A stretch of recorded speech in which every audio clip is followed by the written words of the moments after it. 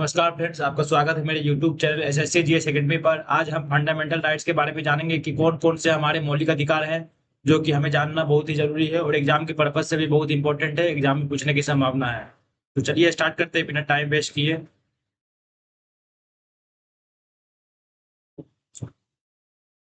चलिए हम देखेंगे भारत संविधान में मौलिक अधिकार।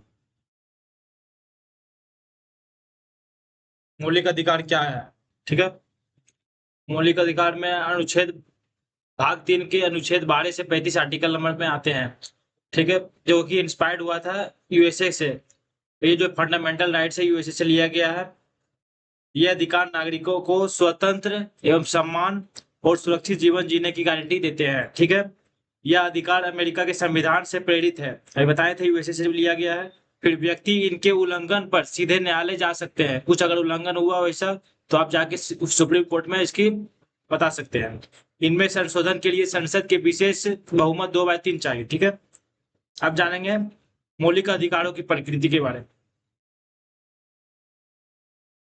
तो इसका इंट्रोडक्शन देख लेते हैं। ये जो है नागरिकों को मूल अधिकार देते हैं, फिर लोकतंत्र की नींव देते हैं, फिर न्यायालय द्वारा लागू करते हैं, फिर राज्य की शक्ति सीमित करते हैं। ठीक है।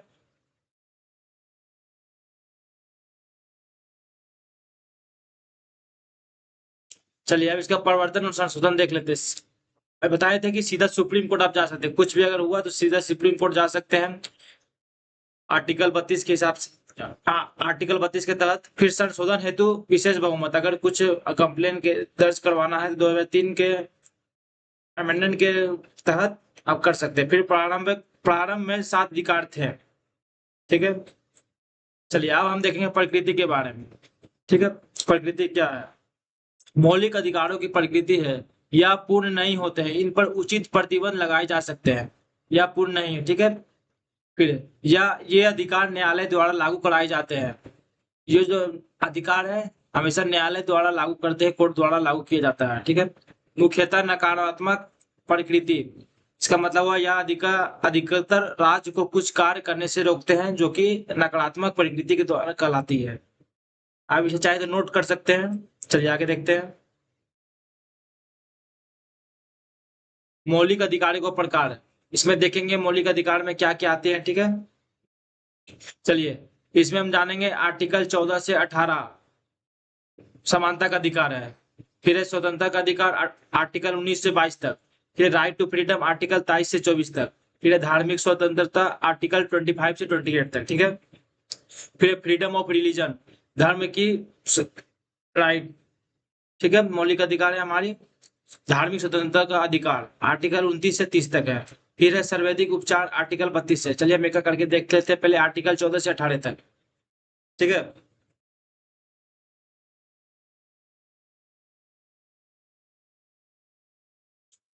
आर्टिकल 12। आर्टिकल 12 में केंद्र व राज्य सरकार जो कि ये करते हैं। फिर संसद और विधानमंडल होते हैं, स्थानीय निकाय होती है, पंचायत होती है, फिर सरकारी अधिकारी गवर्नमेंट ऑफिसर होती है। ठीक है।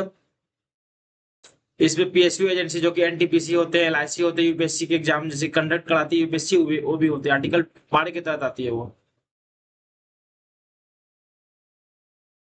फिर हम देखेंगे आर्टिकल 13। इसमें है मौलिक अधिकारों के विरुद्ध जो कानून अमान्य होते हैं वो है आर्टिकल तहत। फिर एक कानून में अधिनियम अध्यादेश नियम शामिल होते हैं।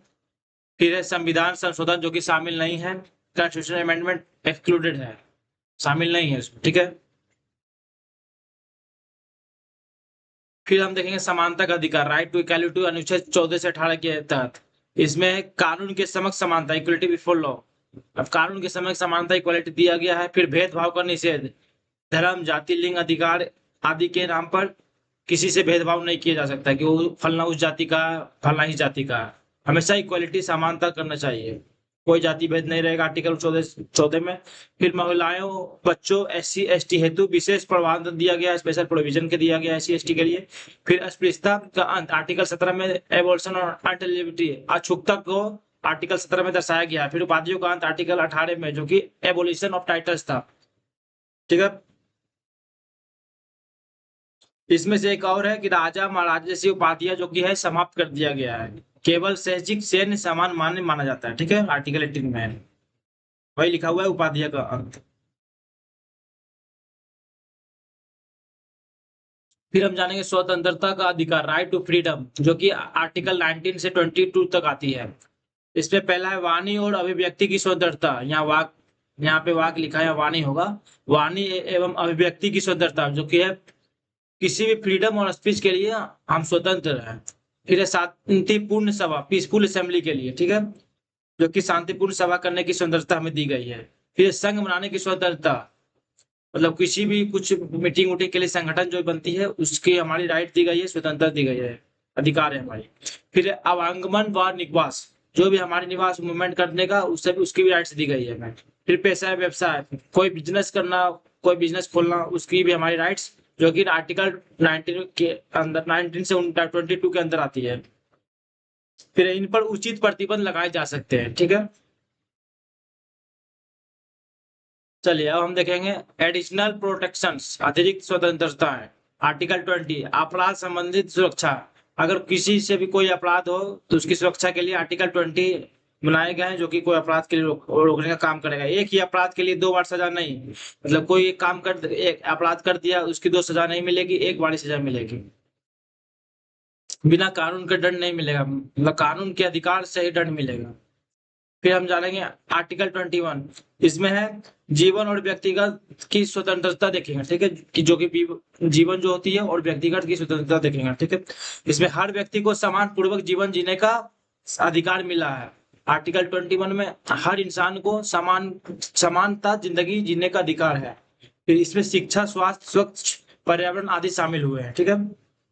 फिर आर्टिकल 21 में ए में देखेंगे कि 6 से 14 वर्ष के बच्चों को ये निःशुल्क शिक्षा का अधिकार दिया गया है। मतलब आर्टिकल 21 में जो भी 6 ईयर से लेकर 14 ईयर्स के बच्चों को निःशुल्क, मतलब फ्री में शिक्षा प्रोवाइड कराई जाएगी। फिर आर्टिकल 22 में गिरफ्तारी से सुरक्षा, मतलब गिरफ्तारी का कारण बताना जरूरी है कि क्यों गिरफ्तारी हुआ गया है। फिर वकील से मिलने का अधिकार दिया गया है, 24 घंटा के अंदर मजिस्ट्रेट के सामने पेश करना है।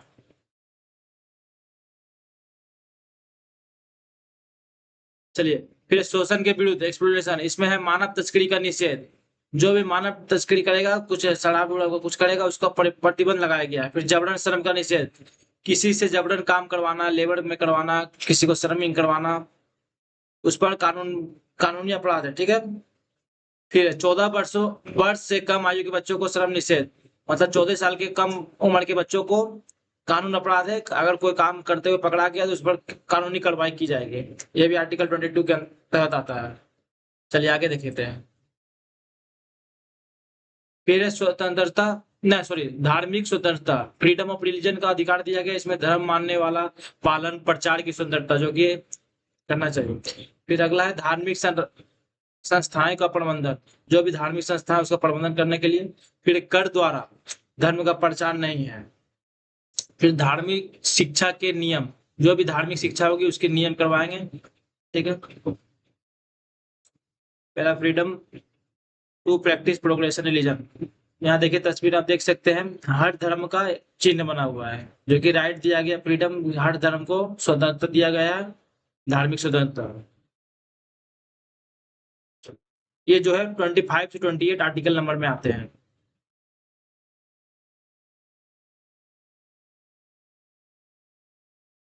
फिर हम जानेंगे सांस्कृतिक व शैक्षिक अधिकार, कल्चर एंड एजुकेशनल, इसमें हमारे कौन कौन से अधिकार होते हैं। ये जो आर्टिकल है 29 से लेकर आर्टिकल 30 तक आती है। इसमें है पहला है आर्टिकल 29, भाषा, लिपि और संस्कृति की रक्षा। इसमें जो हमारी भाषा होती है, लिपि होती है, संस्कृति की रक्षा हमें करना है आर्टिकल 29 में। फिर आर्टिकल 30 में है अल्पसंख्याकों को संस्थान स्थापित करने का अधिकार, जो भी हमारे माइनॉरिटीज होंगे उसे स्टेब्लिश स्थापित करने का अधिकार दिया गया है। फिर हमारे है संपत्ति का अधिकार, जो कि राइट टू प्रॉपर्टी, जो भी हमारी प्रॉपर्टी है, हमारी संपत्ति है, उसका अधिकार दिया है। इसमें से 44वां संशोधन जो कि 1978 में हुआ था उसके द्वारा हटाया गया था, रिमूव्ड 44th अमेंडमेंट, 44वां संशोधन के द्वारा इसे हटाया गया था संपत्ति का अधिकार। फिर अब कानूनी अधिकार आर्टिकल 300A में है, दिया गया है कि कानूनी अधिकार से काम होगा, जो भी हमारे अधिकार, जो भी हमारे राइट है, प्रॉपर्टी के राइट है, वो कानूनी तरह से कराई जाएगी। कोई भी गैर कानूनी नहीं कर सकेंगे।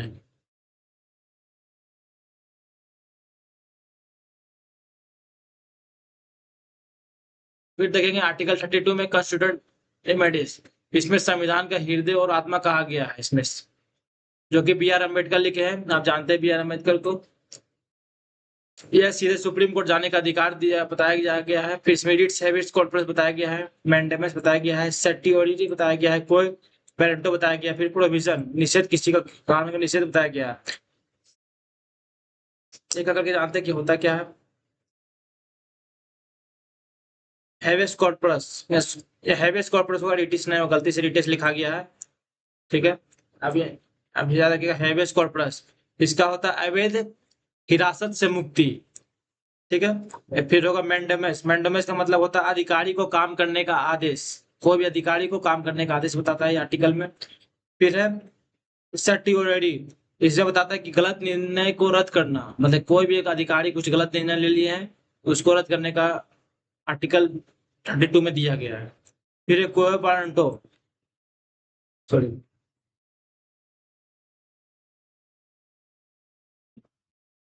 फिर है कोयरे वारंटो, इसमें का मतलब होता है पद का अधिकार पूछना, कोई भी पद है उसका अधिकार पूछना। फिर है प्रोविजन, जो कि निचली अदालत को रोकना। ठीक है। चलिए आगे देखते हैं। फिर आर्टिकल 33 से 35 देखेंगे कि इसमें क्या क्या होते हैं। इसमें हमारे जो है सेना पुलिस के अधिकारों को संशोधन बताया गया है कि सेना पुलिस जो भी है उसको अधिकार का संशोधन का अधिकार दिया गया है। फिर मार्शल लॉ में प्रतिबंध, किसी भी मार्टियल लॉ को उस पर प्रतिबंध लगाया गया है। ठीक है।